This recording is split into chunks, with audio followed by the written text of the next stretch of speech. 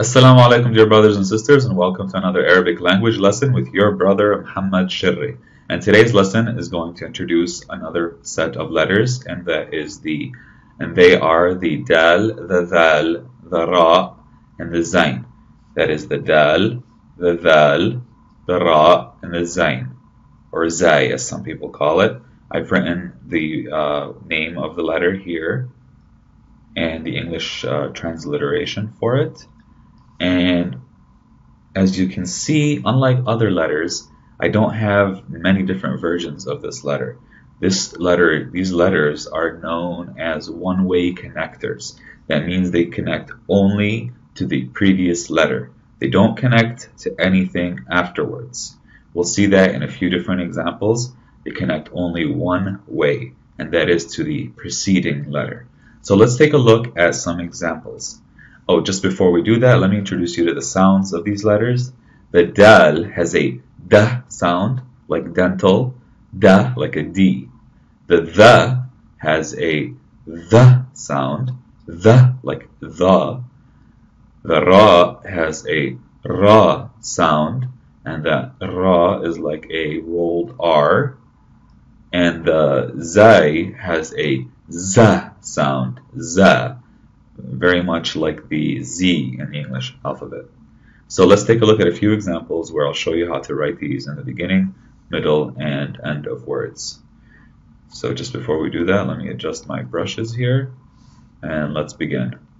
The first example that we have is the word notebook. Notebook in Arabic is known as daftar, daftar, daftar. And the letters for that word are dal, fa, ta, ra, da, fa, ta, ra. And we want to add the dal in the beginning of a word. Remember, we said the dal is a one-way connector. It only connects to the letter before it, not after it. So in this case, we don't have any letters before it. It's the first letter, and we do have letters after it. So let's begin by making a slanted line like that, and then a line across. Notice how I didn't connect the two, because the dal is a non-connector. And that's it for daftar, daftar. That's the dal in the beginning of a word. Let's look at an example with the dal in the middle of a word. Here the word is school. This is a picture of the school, and a school in Arabic is known as a madrasa, madrasa. And the letters that make up the word madrasa are mim, dal, ra, sin, and ta marbuta. I've already written these letters out for you in the connected way. We are just concerned with the dal in the middle here of a word. We said the dal is a one-way connector. It only connects to the previous letter, not the one that comes after it. So we're going to be connecting the dal to the mim only. Let me show you how that's done. Let's begin by making a little line. This is our little connector line. And then we go up, and we go up in a slant. We come back down, and then we go across. And we make sure that we do not connect the dal to the ra, because the dal, as we said, is a one-way connector. It only connects to the previous or preceding letter. And that's it. That is how we write the word madrasa, and that's how we write the dal in the middle of a word. Let's move to the next example. And the next example is going to be one that shows us the dal at the end of a word. And like we said, the dal is a one-way connector. It connects to the letters before it. And in this case, we have a jim. And the word here is mosque, or in Arabic, masjid, masjid. I've already written the letters out for you here. All we're concerned with is adding the dal. So since we connect to the preceding letter, we're going to make our little connector line. We're going to go up a little. We're going to come back down, and then go across. And that's it. That's dal at the end of a word. The word is masjid. Let's move on to our next letter. In this letter we have the thal. Notice it looks a lot like the dal. The only difference is that it has a little dot on top. That is the, or thal. And we are going to write the word for wolf in Arabic, and that is Dhi'b, dhi'b. So we have a dha with a hamza and a ba. And we said that that is a one-way connector, just like the dal. It only connects to letters that come before it, not after it. So in this case, there are no letters before it, and we can't connect to letters after it. So all we do is write it independently, as is. We do a little slant like that, just like we did with the dal, and we make a line across like that, and we remember to add our dot on top, and that's it. That's the word for wolf, dhi'b. That's how we write dal at the beginning of a word. Let's look at another example, this time with the dhal at the end of a word. And we said it's a one-way connector, so it connects to letters that are that come before it. And we are going to write the word for student in Arabic, and that's tilmid. And tilmid is composed of a ta, a lam, a mim, a ya, and a dha. Ta, l, m, yi, and dha. Tilmid. I've connected these letters for you here. We're just concerned with the that. Since it's a one-way connector and it connects to the previous letter, we begin with our little connection line. We go up on a slant, we come back down, and we go across horizontally. And we always remember to add the dot on top, indicating that this is a dhal, not a dal. One last example for the that in the middle of the word. And here we have a minaret. In Arabic, that's called a mi'dhana, and that's a mim, hamza, dhal, noon, and ta marbuta. I've already saved you the trouble of watching me write all the other letters. We're only concerned with the dhal in the middle. This is a one-way connector, so it connects to the previous letter, the hamza here, and it does not connect to the noon. So let's write that in. We start with our little connector line, go up a little, come back down, and go across, making sure we don't connect it to the noon. And of course, before we leave this example, we have to put the dot on top of the that to indicate that it's a that. And that's it for the that.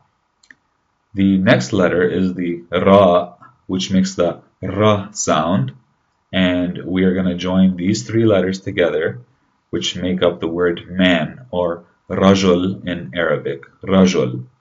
Notice how the word begins with ra and it's rajul. We said ra, just like dal and dal, is a one-way connector. It only connects to letters before it and not after it. We don't have any letters before it since we're in the beginning of the word, so we simply are going to go down like that and swoop across. That's the ra in the beginning of a word. Notice how we didn't connect it to the jim. It's a one-way connector, only connects to the previous letters. Let's go to an example with the ra in the middle of a word, and the word here is pyramid or haram in Arabic. And since the ra is a one-way connector, it only connects to the preceding letter or the letter that came before it, and not to the letter that comes after it. So it will connect with the ha, but it will not connect with the mim. So let's connect it with the ha. We begin with our connector line. Let's go with a straight line here. Let's start over again. Okay, and here's our connector line. We go up a little, come back down, and swoop across. And that's it. That is the ra in the middle of a word, connected to the previous letter, but not connected to the letter after it. Finally, let's look at ra in the last situation, and that is at the end of a word. It's a non-connector. We don't have anything to really connect it to over here. We only have something to connect it to the letter before it. And here the word is moon, or in Arabic it's qamar, and we're going to join the mim and the ra together. So we make our little connector line, go up a little at a slant, and then come back down. And that's it. That's qamar, qamar. Notice how you have that ra sound at the end. Qa, ma, r, qa, ma, R, qamar. And the last letter we're going to be talking about today is the zayn, or the zai as some people call it.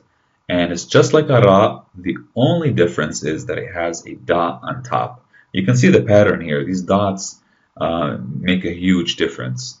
They completely change the letter, so you have to pay attention to these dots. And the word we're going to be looking at right now is giraffe. And giraffe in Arabic is known as zarafa. Zarafa. See how the za sound, the z sound at the beginning? Zarafa. Alright? And zai, just like the ra and dal and da, is a one-way connector, so that it only connects to letters that come before it and not after it. Well, we don't have any letters before it in the beginning of a word, so we just write it independently. We go like that, a little slant, and we swoop across. We don't connect it to the next letter, which is a ra in this situation. Well, of course, we remember to put our dot on top, and that's it. Zarafa. Zarafa is giraffe in Arabic. Let's look at another example with the za, or the zayn, or zai in the middle of a word. The word here is carrot, or jazar, jazar, and since it's a one-way connector, we'll only connect it to the previous letter, in this case it's the jim, and not to the letter that comes after it, which is a ra. So let's connect it to our jim, beginning with our connector line, go up a little at a slant, and then swoop across, making sure not to connect it to the next letter. And finally we add our dot on top, and now we have jazar, ja, za, r, ja, za, r, jazar. Finally, the last example we have is the zayn in the end of a word. It's a one-way connector. So this one's a little tricky because the letter before it is also a one-way connector. So I can't really connect the waw with the zayn at all, because the waw can only connect to the previous letter. The zayn can only connect to the previous letter. But if the previous letter can't connect to the letter that comes after it, all we're left with is a zayn. Non-connector followed by a non-connector. I don't connect it here, and I don't connect it there. So it just sits there independently. And we have bananas, or mouse. Mim, ma, waw, wa, and za. Mouse, mouse.